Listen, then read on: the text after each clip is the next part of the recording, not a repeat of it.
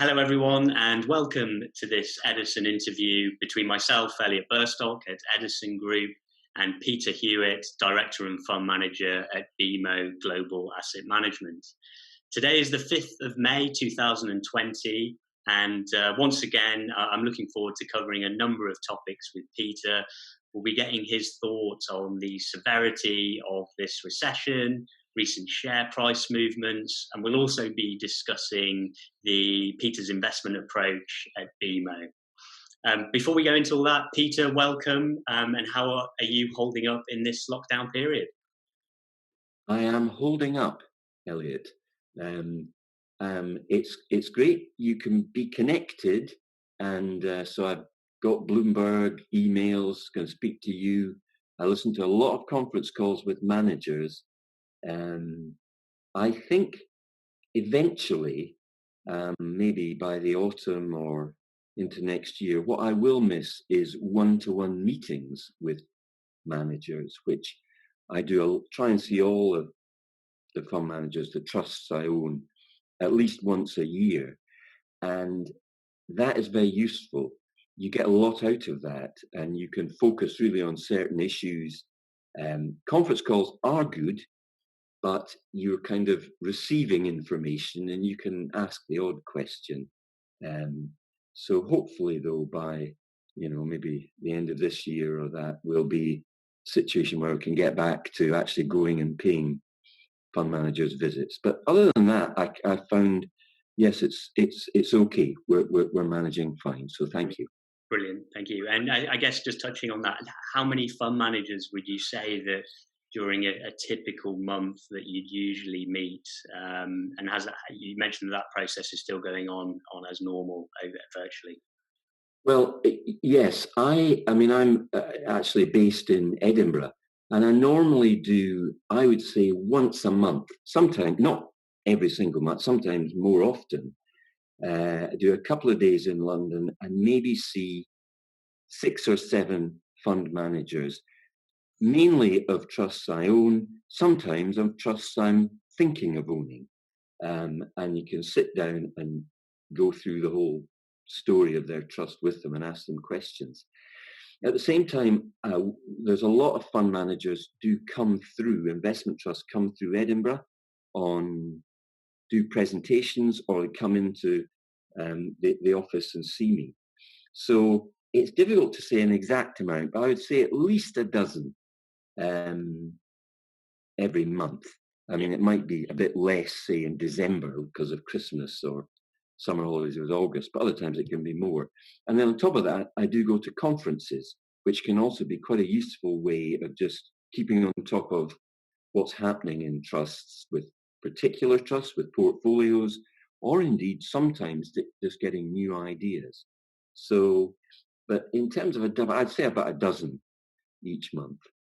Great. And just as I suppose as an introduction for those listeners who may not be familiar with yourself, you're a fund of investment trust investor, and you manage 2 portfolios, a growth and an income portfolio. And I guess, can you just briefly describe who those portfolios are aimed at? Yes, the growth portfolio, Elliot, is exactly that. It's capital growth. It does not pay a dividend. And it tries to have long-term capital growth. It's a savings vehicle with capital growth as its focus. Now, the income portfolio it has, yes, an income objective, but think of it more total return. I wouldn't say it was very high income. I mean, the yield at the moment is round about 5. But for most of the life, we launched in 2008, it's been in the sort of, say, 4 to 5.5 region, depending on where the market is. But we also try and get some capital growth out of that as well. So it's not income at all costs. And that will tend to attract more, I guess, an older share register. But they're both very retail indeed. So it's individuals, ISAs and savings plans, and through the various platforms, these are the shareholders that make up the core of this investment trust. Great. And before we come on and discuss your investment approach and some of the portfolios that you manage, as a starting point, I suppose in a recent fact sheet, you mentioned that a deep recession will take hold in the second quarter. Now, obviously, Peter, nobody knows with certainty what's going to happen. But in your experience and relative to other recessions, how deep and how long do you think this current one will last for? Well, you're right. We don't really know, Elliot, but it's certainly very deep at the moment. May, middle of the second quarter, and this will probably be the trough in terms of kind of GDP negative growth. I think Q3 will improve, but I don't think this will be a V-shaped recession at all. That a V-shaped recession being a very sharp bounce in Q3. I just don't think that's going to happen. It will be a recovery in Q3 and in Q4, but we could probably be talking a year from now, and I hope by then we're pretty much back to being, the economy beginning to perform. But it will have lost a lot of ground, and it will not make it all up in 1 or 2 quarters. And I think the important thing to focus on, rather than whether this GDP is down 30% in the UK or 20% in America or Europe or whatever, it's really about the duration of it. And if we have signs that infection rates are beginning to moderate, and of course, ultimately, a vaccination is what's needed, I think that is as big a driver to economic performance as actually the numbers. So I think it will be a bit longer, but I hope by this time next year, once we get into the new year, I think economies should be back on the front foot again. Right. And we've seen equity markets bounce back strongly from the lows and roughly retrace in some indexes 50% of their losses. Have you been surprised by market movements and the volatility that we've seen recently? Well, yes, volatility, most certainly, particularly in March. I suppose, yes, it's been a very strong recovery, although, as you said, I mean, we've not recovered back to where we were in mid-February. But I think what should not be underestimated is the will of the central banks, the monetary authorities, the Federal Reserve, Bank of England here, ECB, Bank of Japan, have really, opened the taps in terms of liquidity and making sure they've cut interest rates, the availability of loans, all of that sort of stuff is very positive for financial assets. On top of that, you're now getting a fiscal element as well. You see it in the UK here with the various schemes that the government's come out with. So that has been very supportive of financial markets. On the other side is corporate earnings, which are being just decimated, and in certain sectors, wiped out completely, huge losses. And eventually they will begin to reassert, in other words, in terms of valuations of individual companies and of markets. And it's going to be a while. 2020 is all but kind of kicked into touch in terms of corporate earnings. There's a few sectors, and food retail would be one, technology, etc., are doing quite well, but in general, they're not. I think in America, they've begun to focus already on 2021 earnings, and that's so uncertain at the moment. I think obviously there will be a recovery, but we've got no idea of the magnitude, which sectors will do better than others. So my feeling is, if you kind of put all those points together, I think we've had very strong recovery. My feeling is that will sort of peter out, and we will find markets giving up ground over the summer, and hopefully beginning to, as we get a better idea of what the recovery will look like in 2021, you might see markets recovering a bit in the second half of this year. That's my feeling in terms of the shape of it, Elliot. Great. No, well, thank you for that insight, Peter. And I guess you touched on the monetary and fiscal stimulus from governments. What are your major concerns about global economy a bit longer term? Well, I think there are certain things that will change, kind of permanently. I mean, it's going to take a long time, for example, for airlines, travel, leisure, that whole area, even hospitality, to recover. In case of airlines, gosh, it might well be 2 or 3 years. Other areas will respond quicker. And so it's just at the moment difficult to work out quite the magnitude of declines and the pace and robustness that certain sectors will recover. But there are certain things that will change. For example, all this home working. I mean, it makes you think about the demand for offices, say in London. I just think it's not going to be quite as strong as it has been. And rental levels could fall. So that's an area to, it's a small area, it's a niche, but to keep an eye on, just the sort of extent of the significance of the recovery there.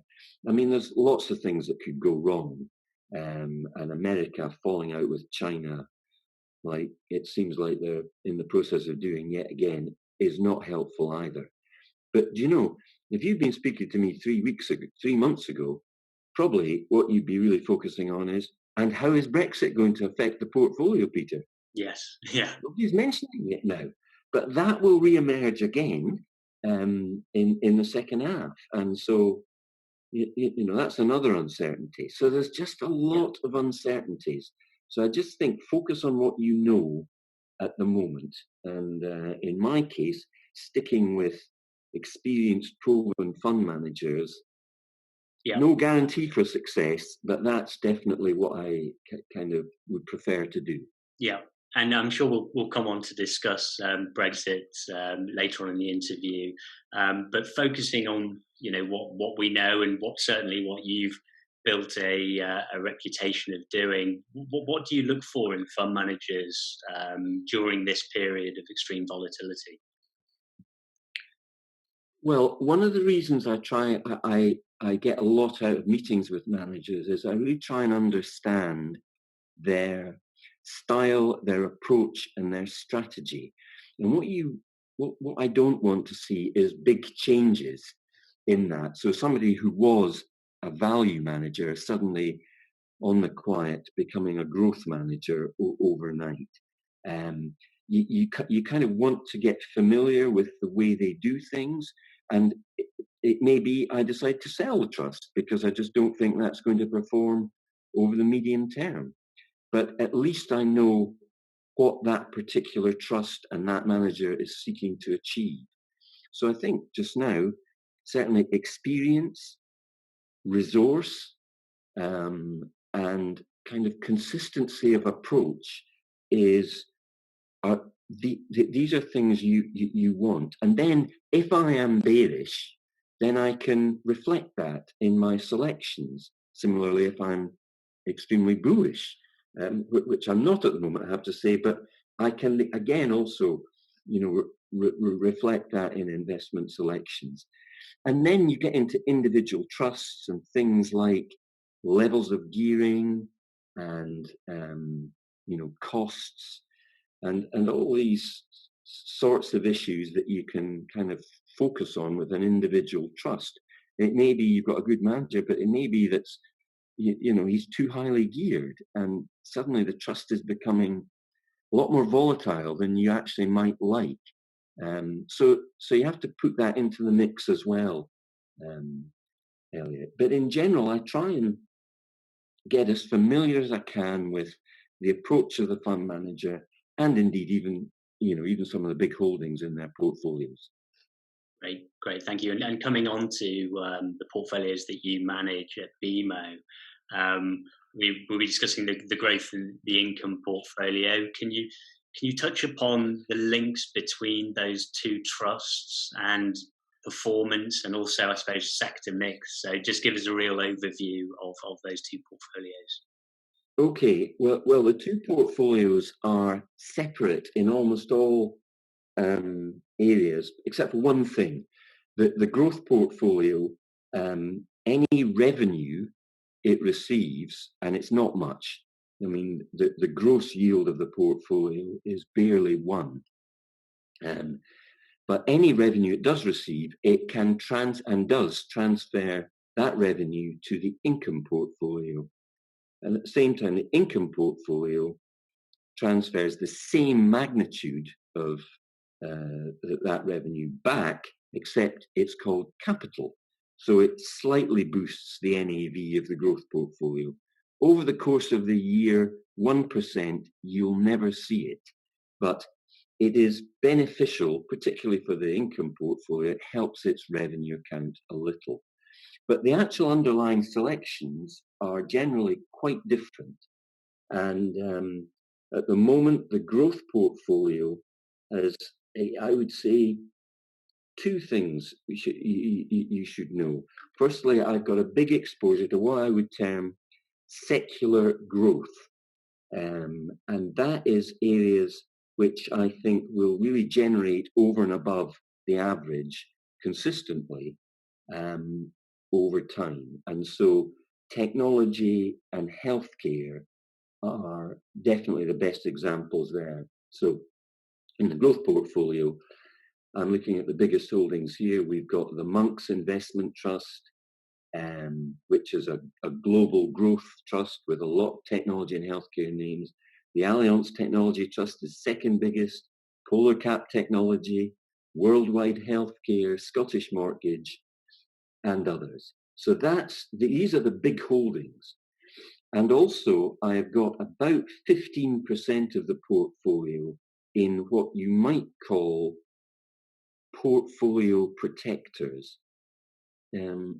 Yes, very defensive trusts. And I've been actually building this up over the last couple of years, 18 months to 2 years, just because I thought I'll never see a big fall in markets coming. I'm simply not that good. I wish I was, but I'm not. And so in order to, because I felt that those secular growth names would be impacted in a stock market fall, then trusts like Personal Assets, Ruffer, the RIT Capital Partners, Capital Gearing, and what's now my third biggest holding, one called BH Macro, would at least cushion the falls in a sharp down market. So in the income portfolio, it is obviously I have to have stocks that generate dividends, and I've got quite a number of equity income funds. I like global equity income because that diversifies the risk of dividend cuts. I've got some UK equity income ones, and no doubt there may be some dividend cuts coming there. I've got some alternatives, which are not sensitive to the direction of equity markets, but hopefully give you a good dividend yield. And then I'm looking now at my top 3 holdings in the income portfolio, and they are BB Healthcare, BB Biotech, HBM Healthcare. And that's 11% of the assets. That's the top 3 holdings. 2 of them are Swiss listed investment companies, and BB Healthcare is listed in London. Now, they all pay dividends out of capital, so you have to get your mind around that. Typically, dividends in the 3 to 5% range, but it gives me an exposure to an area which an income fund would never normally get, and that is to healthcare. And they've performed, I didn't put them in as the 3 biggest holdings, but they've got there through performance over the last year or two. And I mean, the next biggest holdings are ones like Scottish American, 3i Infrastructure, Law Debenture, JP Morgan, Global Growth and Income. More traditional type of holdings in an income fund. But those top three healthcare trusts have really done very well, both recently and over the last couple of years. Geographically, you've got a pretty big spread, but I would say the US and UK probably both about 30% in the growth portfolio, with Europe and the Far East making up the balance. And then in the income portfolio, maybe a bit more in the UK, maybe somewhere between 30 and 40. Harder to get exposure to America in the income portfolio, but I've got a number of overseas income trusts, particularly Asian income trusts. So I've got Schroeder Oriental Income, Henderson Far East Income, Aberdeen Asian Income, and they've produced some, excellent dividends over the piece. So does that give you a flavour of how the portfolios are currently structured? Yeah, that's really helpful, Peter. And I guess you have been increasing your exposure to those more defensive, less correlated holdings, which should stand you in good stead through a period of downturn in equity markets. I suppose recent changes. Has there been anything in particular? Or I think you mentioned one of the hedge funds that you hold. I think is it BH Macro. Have there been anything that you've got your eye on at the moment that might make its way into the portfolio, or something that you've perhaps reduced that you're allowed to talk about? Well, actually, my activity levels,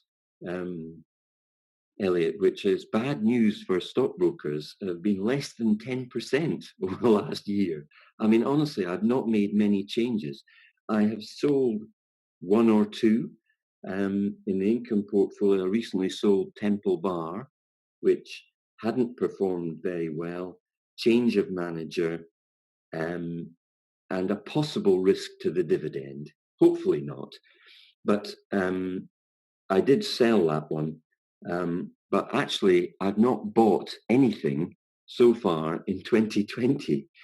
But my cash levels are only 3-4%, so they're not much at all, really. And it's so in terms of new ideas, I've got a couple I've got my eye on. But to be honest with you, because we've suddenly gone into quite a deep recession, I've really got to keep that on the back burner just now, because you just want to see where we are over the summer. Some areas, some trusts will do better than others. And yes, to BH Macro. BH Macro I bought when it was issued, which is 12 years ago now. It had a fantastic 2008-9. It then basically went sideways for the thick end of 10 years. So it was relatively underperforming until about a year ago. It started performing in 2019, and it's up, I'm going to say 15% year to date. Markets are probably down 20. And so BH Macro is an investment trust that wholly invests all of its assets in the Brevin Howard Master Fund. That is a hedge fund. And it is particularly, what it does is exploits interest rate differentials, foreign currency volatility, and bond market movements. There is more to it than that. But in essence, that's what it is. It's got nothing to do with equity markets. And so, 10 years of very low volatility meant not many opportunities for this fund.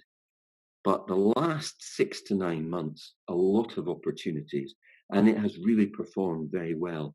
And it's in the portfolio for exactly the reason, when equity markets go the wrong way, BH Macro steps up to plate, and it has performed quite strongly. So I think it might do a bit more as well this year. Fantastic. Okay, no, thanks for that insight. And you touched upon, there's been a trend of investment trusts to pay income out of capital in the lead up to this downturn. And indeed, a lot of companies have put their dividend on hold or have scrapped their dividend. We've seen scrip dividends as well. What's been your take on investment trusts paying income out of capital? It's, I mean, in theory, you don't really like that. But I have to say, it has allowed me to gain in the income fund exposure to assets I would not normally be able to get exposure to. And in the case of the healthcare assets, that, also have very exciting growth prospects as well. So it does mean you get a level of volatility in dividends because if they're paid out of capital, they can go up strongly one year or come down the next. But the rest of the portfolio is kind of quite steady in terms of its dividends and revenue generating characteristics. And so I feel because the income fund is not just income, we're trying to get total return as well. I can justify that. I would not want to have the whole portfolio exclusively invested in trusts that only pay dividends from capital. The vast majority of mine don't. But I do think it allows me to gain exposure to areas I otherwise could not do. And so there's one or two private equity funds there. The healthcare trusts are the main examples of that. And overall, it's benefited the income portfolio. Yeah. And to be honest with you, both in terms of capital, but maybe in income, UK equity income funds have been the worst performing area, in the last 2 or 3 months. Now, my feeling is that dividends, this is the time for investment trusts to step up to the plate and contrast their structure with open-ended funds. And the ability to have revenue reserves, now is the rainy day, now is the time to use them to maintain dividends when most of the underlying holdings in the all-share index, a lot of them are cutting the dividends. I accept if the recession we talked about earlier, Elliot, is not a 1-year thing, but 3 or 4 years, you will get dividend cuts from investment trusts. But I think for the moment, what I'm quite keen to see is for investment trust boards to use those revenue reserves and continue to pay the dividends. And so hopefully in my portfolio, most of them will continue to pay the dividend. I think that's important. Sure. And I suppose moving on to a different topic, obviously Neil Woodford, Patient Capital, there is a heightened risk perception around liquidity, and you mentioned some of the advantages of closed end versus open ended. What lessons can fund managers and investors take away from the events that unfolded with Woodford? Oh, well, yes. I mean, it was not a happy experience. And I think also the envelope was pushed a bit in terms of the rules for investment trusts, listing various holdings in Guernsey and cross holdings. And I mean, all these things that, they happened and it was disappointing that they did.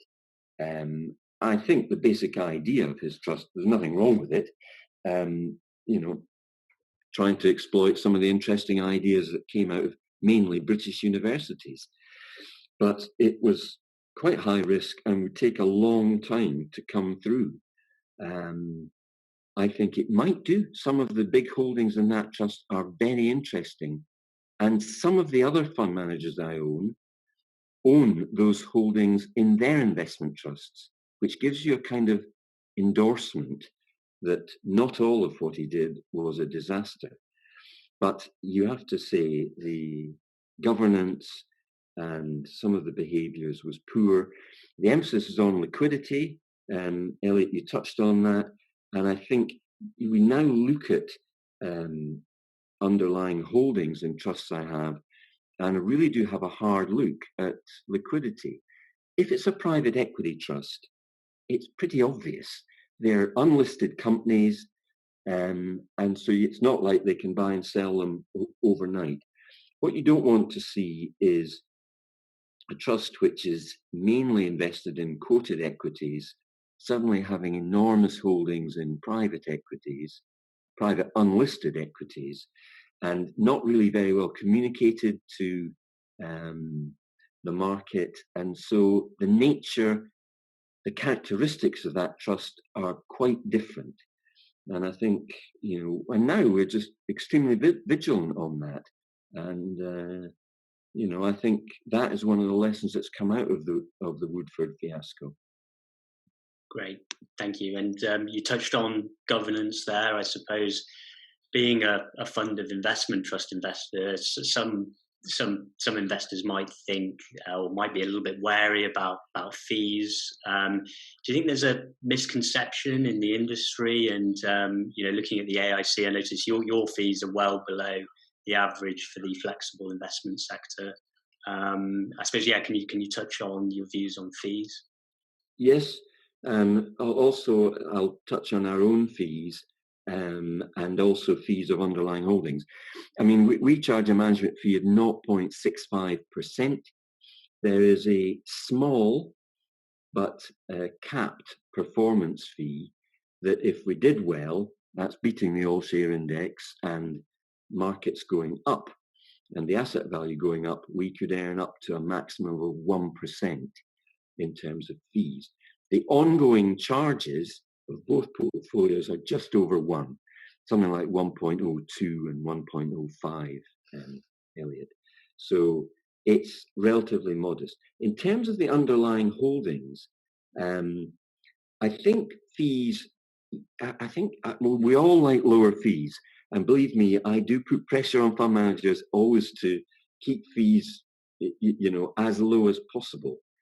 But at the same time, you mustn't forget that performance is the key thing.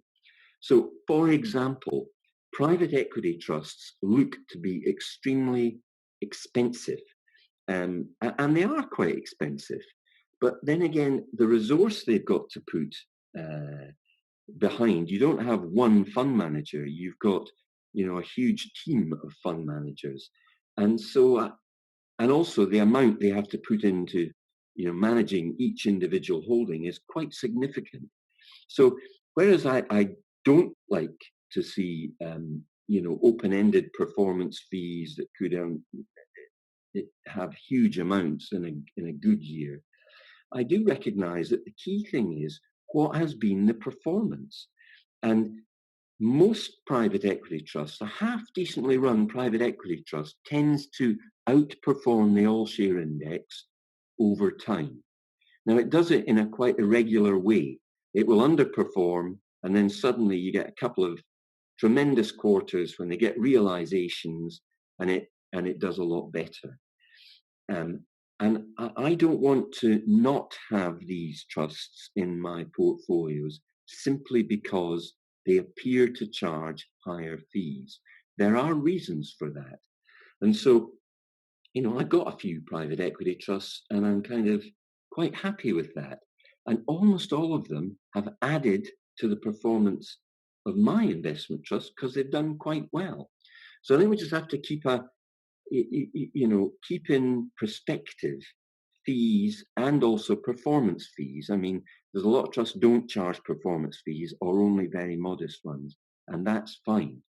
But there are times when a performance fee, if correctly structured, can be, sensible. And I'm not saying I would not own a trust just because it paid a performance fee. And so, to be honest with you, Elliot, you literally just have to take each trust by itself and analyze it and make your decision. Sure. No, thank you. And I guess, you see a huge amount of fund managers. Have their attitudes towards gearing, firstly, and then ESG, have you seen changes to their approach? And particularly with gearing in this current downturn, have you seen appetite change? Well, I mean, that's a good one. Yes, I mean, generally over the last 2 or 3 years, and it's a very general comment, gearing has come down. Um, so you don't see many very highly geared trusts, equity trusts I'm referring to Yeah. here. Yeah. Property is maybe a bit different.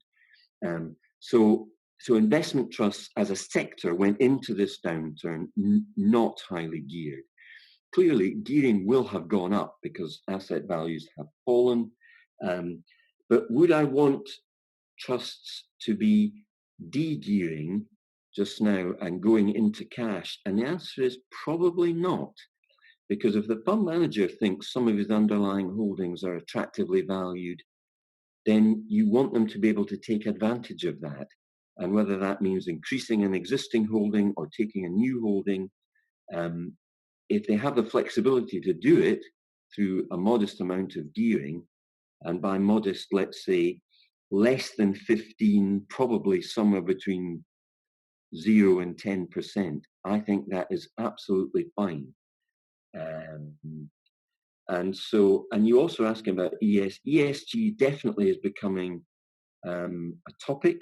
There are some funds that really do major on that. And I've got one actually, it's a small holding, and it's had a tough time since listing. The Mobius Investment Trust invests in small and mid caps in the emerging markets.